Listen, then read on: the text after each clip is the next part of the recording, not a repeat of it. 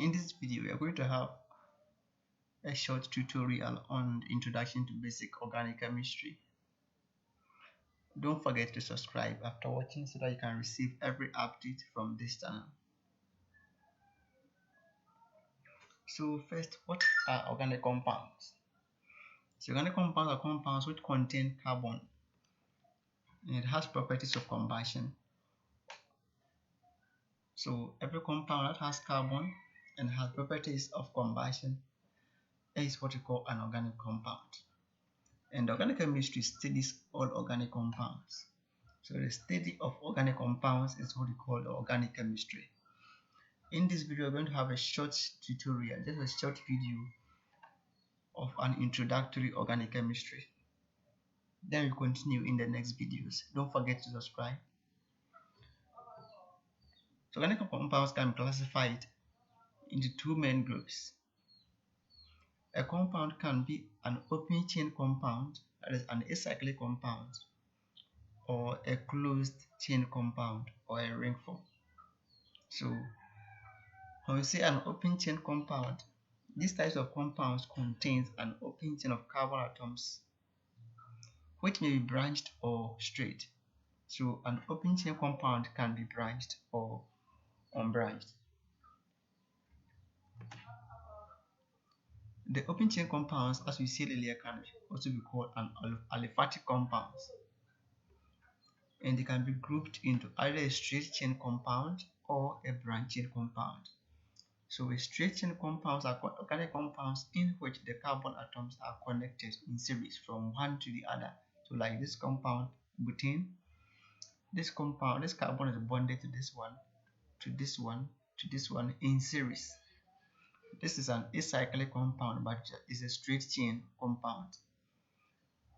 We can also get a branch chain compound where the carbon atoms are attached on one side with another carbon atom or another atom. So here, this chain is a straight chain, and this side or this carbon is having a branch, that is a side attached to another carbon. This compound is what we call a branch chain compound, and they are all open chain compounds. We have also a closed chain compounds which contain closed chains of rings or rings of carbon or atoms in a cyclic form. So with closed chain compounds can be classified into a homocyclic or a heterocyclic closed chain compound. And with the homocyclic ones too, we can classify them into alicyclic form and also aromatic form. With homocyclic compounds, they are compounds that contain only one carbon atoms in the ring.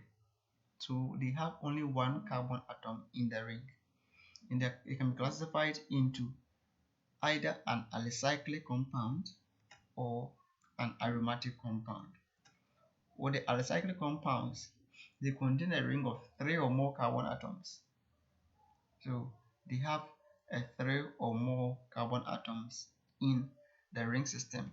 And with like this one, like cyclopropane, cyclobutane, you have 3 or more.